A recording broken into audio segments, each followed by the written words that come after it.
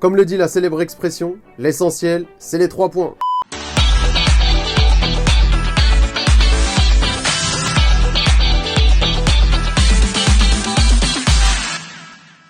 Salut les gars, c'est Salim, j'espère que vous allez bien. Aujourd'hui, on se retrouve pour le débrief du match entre le Real Madrid et le Betis Séville, donc déplacement à l'extérieur.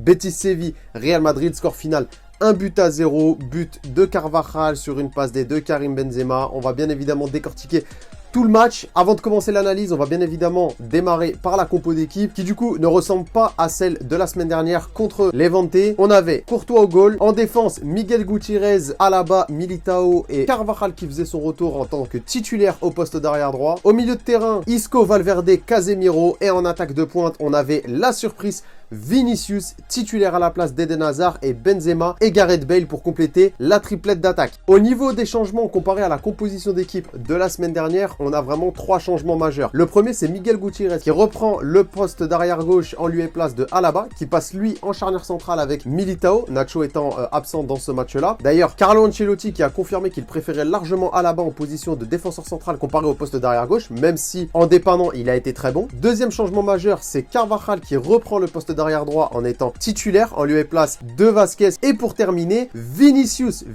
titulaire en lieu et place d'Eden Hazard qui lui est sur le banc. Je pense énorme coup de pression, j'en avais parlé d'ailleurs dans le débrief de la semaine dernière. Carlo Ancelotti, au vu des prestations d'Eden Hazard et de Vinicius, a récompensé le Brésilien pour lui donner une place de titulaire, même si finalement c'est pas le rôle qui lui convient le mieux. En tout cas, dans le match d'hier, et on en parlera un petit peu plus tard, il a été extrêmement bon. Je pense que ça peut lui faire que du bien de savoir que Vinicius est en train de pousser derrière lui et pour lui permettre aussi de se mettre un coup de pied aux fesses pour avoir de meilleures performances. Pour analyser la rencontre, on n'a pas du tout eu la même sensation que la semaine dernière avec justement 2 périodes bien distinctes. Une première mi-temps qui était incroyable et une deuxième mi-temps qui était complètement dégueulasse. On n'a pas du tout eu cette sensation. Le match, il a été assez homogène. C'est vrai que l'opposition, c'était pas Levante, c'était pas Alaves. Le Betis Séville, c'était une très bonne équipe. D'ailleurs, Nabil Fekir qui a fait un très grand match. Donc avec une opposition de meilleure qualité et une équipe qui a été remodelée, finalement, on pouvait s'attendre à ce que le match soit complètement débridé, complètement ouvert et qu'il y ait une pluie de buts comme on l'a eu la semaine dernière. Or, ça n'a pas été le cas du tout. On a eu quand même un match assez fermé, beaucoup d'intensité, pas mal d'impact physique. L'arbitre a dû siffler pas mal de fautes. D'ailleurs, on a vu le tacle magnifique de Casemiro sur l'arbitre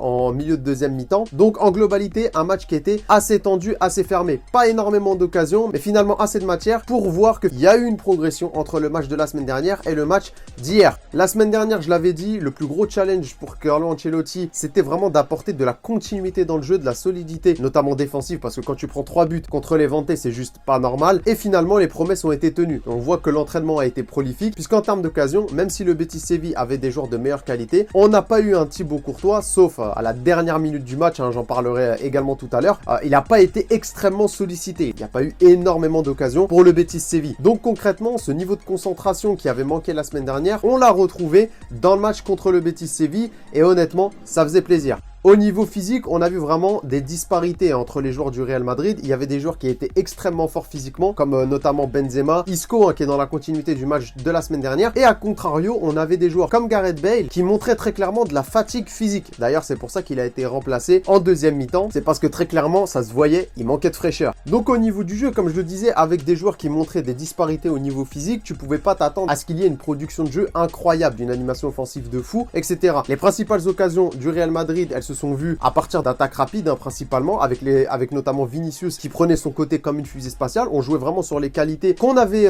justement trouvées dans le match précédent contre Levante, des passes en profondeur, Vinicius qui vient, qui percute et qui permet de créer des occasions. Dans le jeu posé de possession, c'était beaucoup plus compliqué pour le Real Madrid de pouvoir développer, sachant qu'il y avait un énorme pressing du Betis Séville qui a fait encore une fois un très bon match, qui a empêché d'avoir un jeu complètement fluidifié. D'un point de vue individuel, on a très clairement des joueurs qui ont été au-dessus du lot dans l'équipe et on va en reparler. Miguel Gutiérrez qui a été vraiment une très bonne satisfaction. En tant que titulaire, c'était son premier match. Il était rentré en cours de jeu, notamment en match de préparation, etc. Et franchement, il a été très bon. Il manquait un petit peu d'impact physique, mais de temps en temps, tu sentais qu'il était encore un petit peu frêle. Honnêtement, dans le futur, c'est vraiment une solution sur laquelle il faudra compter. Quand Marcelo prendra sa retraite et qu'il partira du Real Madrid, ça sera un joueur qui, à mon sens, pourra apporter une réelle concurrence à Mendy quand il reviendra de sa blessure. Donc dans l'ensemble, Miguel Gutiérrez, il a apporté offensivement, il a été été assez carré défensivement. Quelques petites erreurs encore une fois, mais dû à son inexpérience et ça se voit. Au fur et à mesure des matchs, il pourra corriger tout ça. Donc encore une fois, une très bonne prestation de sa part. Au niveau de la charnière centrale, comme je le disais au début de vidéo, Alaba, Militao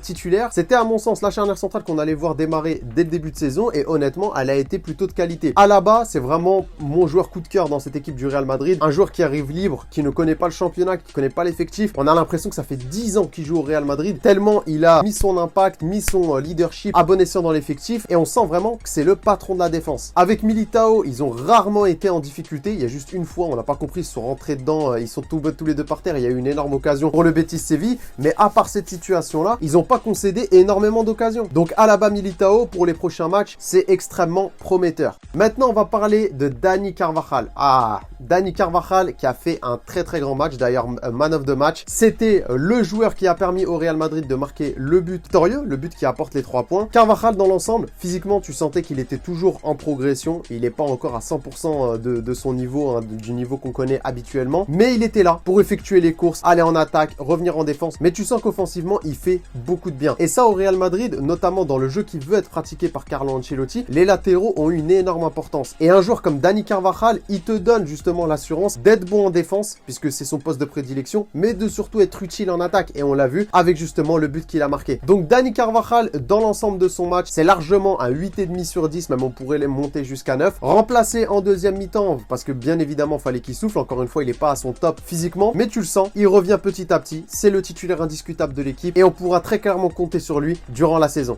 Au milieu de terrain, on reste dans la continuité du match contre Levante. Un milieu de terrain extrêmement solide. Casemiro, Valverde, honnêtement, c'est le mur de Berlin. Avec Isco qui est là pour l'animation offensive. Honnêtement, ce milieu de terrain-là, même en l'absence de Modric, même en l'absence de Toni Kroos, il fait quand même l'affaire. Un joueur comme Valverde qui te permet d'avoir du lien entre la défense et l'attaque sur les attaques rapides, principal atout de l'équipe de Carlo Ancelotti. Honnêtement, tu sens que tu peux marquer à tout moment. Et grâce à des joueurs de ce niveau-là, avec un Casemiro qui te met l'assurance touriste, le gars, t'inquiète pas, quand il faudra faire des fautes intelligentes pour casser les contre-attaques, il est là pour mettre l'impact physique et faire peur à tes adversaires. Il est là quand faut mettre des cacahuètes de 35 mètres pour encore une fois te procurer des occasions. Il est là. Honnêtement, on a vraiment un milieu de terrain extrêmement performant et en ajoutant encore une fois les retours de Modric et de Kroos, ça laisse espérer un milieu de terrain totalement imbattable. Je voulais quand même revenir sur le remplacement d'Isco par Asensio au cours de la deuxième mi-temps. Asensio, pour moi, c'est une énorme déception. On le sait, il veut être relancé par Carlo Ancelotti, non plus en tant qu'ailier, mais dans un milieu à 3, en lieu et place notamment de Isco. Donc Toni Kroos, évidemment, quand il reviendra aussi de sa blessure, ça sera entre guillemets le poste pour poste. Pour moi, il y a vraiment un problème de casting. Carlo Ancelotti veut en faire son nouveau Di Maria,